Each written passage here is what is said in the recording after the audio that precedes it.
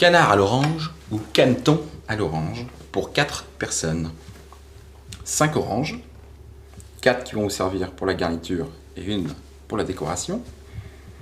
2 centilitres 5 de vinaigre de vin.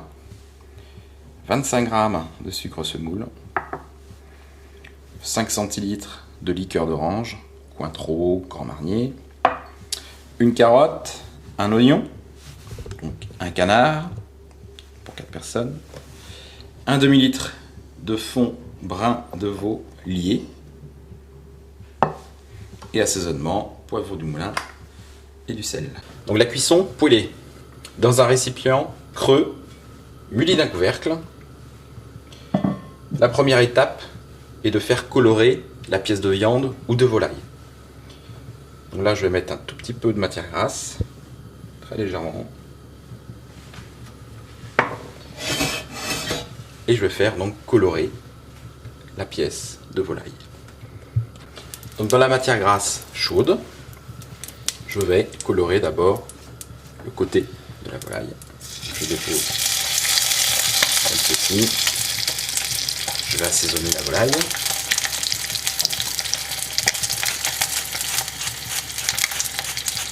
L'intérieur de la volaille a été assaisonné, sel, poivre.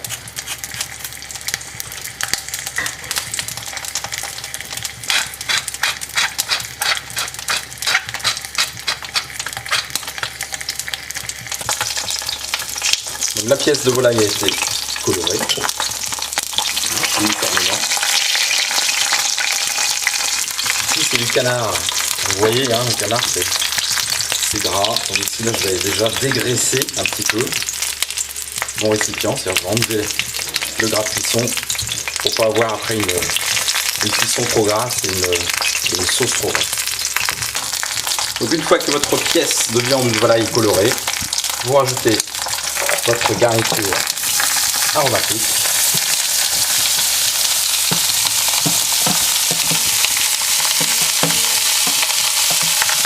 Ici c'est carottes, oignons. Éventuellement on peut rajouter aussi de l'ail écrasé, tomates concassées.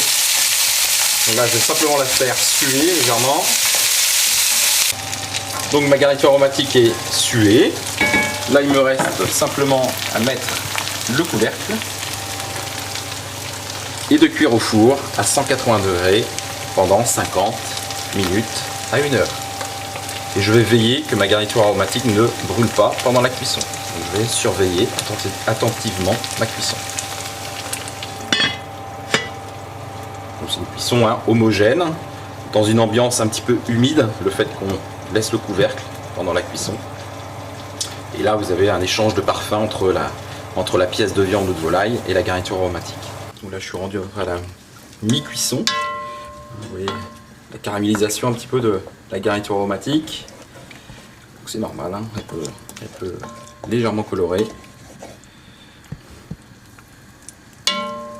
Donc veillez à ce que la température de votre four soit quand même pas trop élevée pour éviter d'avoir une coloration trop rapide de la garniture aromatique. Et si jamais vous voyez qu'elle colore trop vite, vous baissez votre four, vous incorporez un tout petit peu d'eau pour éviter qu'elle ne brûle. Je viens de sortir la cocotte pour vérifier la cuisson.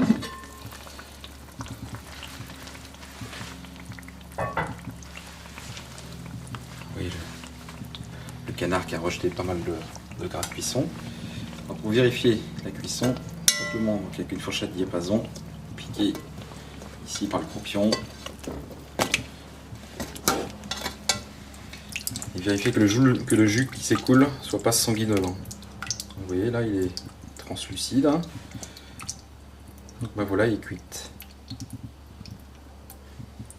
Donc je vais pouvoir la débarrasser et procéder à la réalisation de ce qu'on appelle du fond de poêlage. Donc la volaille a été débarrassée et là je vais laisser pincer les sucres, c'est-à-dire que je vais laisser caraméliser un petit peu davantage la garniture aromatique. Et après je vais sûrement dégraisser parce que le caneton a rejeté pas mal de graisse. Là vous avez un mélange de parfums du canard, du caneton avec la garniture aromatique. Ça sent bon, les amis, ça sent bon. Je vais laisser caraméliser la garniture aromatique un petit peu. Donc là, il reste essentiellement le gras de cuisson. Donc je vais en partie, je vais dégraisser. Il faut toujours en laisser un petit peu, parce que c'est là où sont les goûts. Le fait de laisser caraméliser un petit peu la garniture aromatique apporte aussi une saveur particulière au fond de poêlage. C'est ce qu'on recherche. Vous avez tous les sucs de cuisson aussi en suspension là, qui vont donner aussi le goût à votre fond de poêlage. Une fois que la garniture aromatique est bien caramélisée, les sucres bien pincés, dégraissés, la moitié à peu près, il faut toujours laisser un peu de matière grasse quand même. Il nous reste à mouiller avec un fond brun de veau lié ou un fond brun de canard lié. Et on va laisser cuire l'ensemble. Là j'ai un demi-litre, 4 personnes.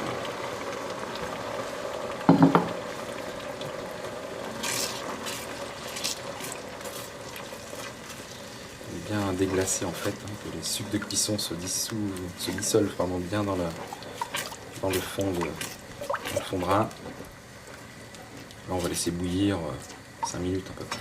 Donc attention également aussi à la liaison, c'est-à-dire à la consistance de votre fond brun. Ça doit être légèrement nappant, en sachant que ça va bouillir, ça va gagner en consistance. Donc le fond de poêlage a bouilli pendant 5 bonnes minutes. Pour avoir un bon mélange de parfums, pour avoir une consistance un petit peu plus soutenue,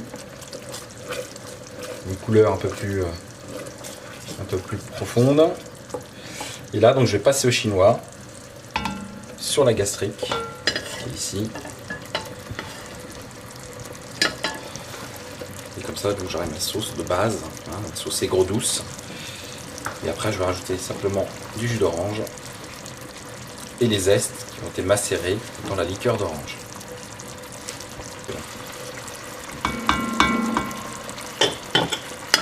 Donc je vais juste rallumer un petit peu sous la gastrique.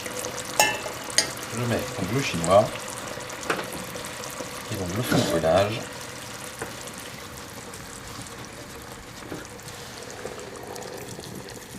Passer au chinois donc sous la gastrique.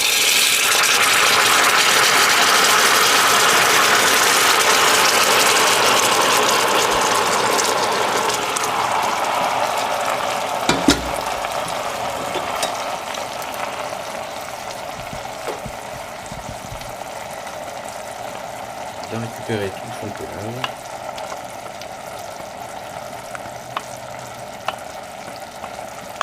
Évitez d'écraser la garniture aromatique.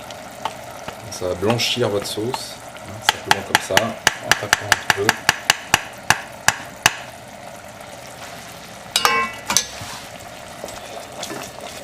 Vous voyez, la sauce elle a pris un peu plus de couleur. Là je vais laisser cuire, pareil encore, 5 minutes. Donc là on a véritablement la sauce aigre douce, c'est-à-dire qu'on a l'acidité un petit peu du vinaigre. Et bien sûr le côté sucré du sucre semoule.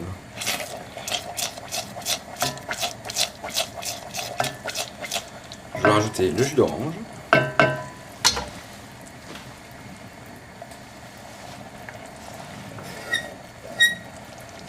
Donc ici j'ai levé les segments de 4 oranges.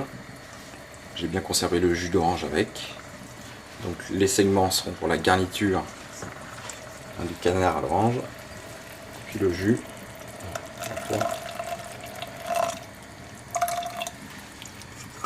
J'en mets un petit peu.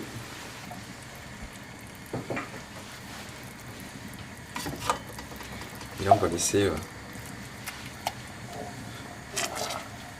réduire un petit peu la sauce, parce que l'acidité va liquéfier votre sauce. Alors, pas suffisamment nappante.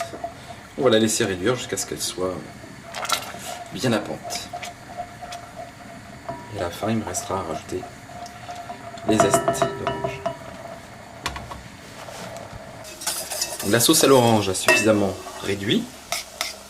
On contrôle la consistance, la texture, une cuillère. Quand c'est nappant, Elle tient sur la cuillère, c'est bon. Il me reste donc à rajouter les zestes d'orange blanchis qui ont macéré dans la liqueur d'orange. Et après, donc suivant les goûts de chacun, hein, si vous avez vraiment une sauce qui sente avec un goût prononcé d'orange, hein, vous mettez la liqueur. Là, pour ma part, j'ai mis suffisamment de jus aussi. Allez, on est gourmand. Hop. Ça manquait un petit peu de sel.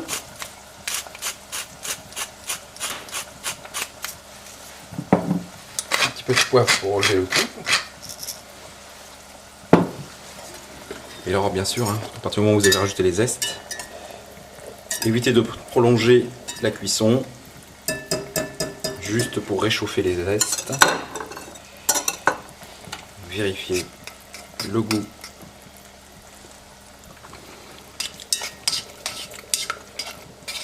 Oh mes amis, il faudrait que vous veniez à la maison, un de ces quatre, hein, voyons. C'est bon. Et donc là, ma sauce à l'orange est finie. Il me restait simplement à napper le canneton, juste pour le dressage. Donc voici le canneton à l'orange, donc dressé en plat. Donc avec les segments d'orange qui constituent la garniture, hein, de canneton. Le canneton avec la sauce. On va avoir une garniture d'accompagnement à base de pommes de terre ou de différents légumes. Donc là, il est présenté en plat, bien sûr. Autrement, vous pouvez bien sûr le découper et présenter à l'assiette également. Donc un deuxième exemple, hein, pour le dressage du canneton. Donc là, on est sur un dressage à l'assiette. Toujours en respectant, donc avec des segments d'orange. Ici, on a des petites pommes de terre cocottes rissolées. Là, on a une cuisse. Et puis, il me reste simplement à napper. Toujours de la même façon. Avec les segments d'orange, avec les zestes d'orange.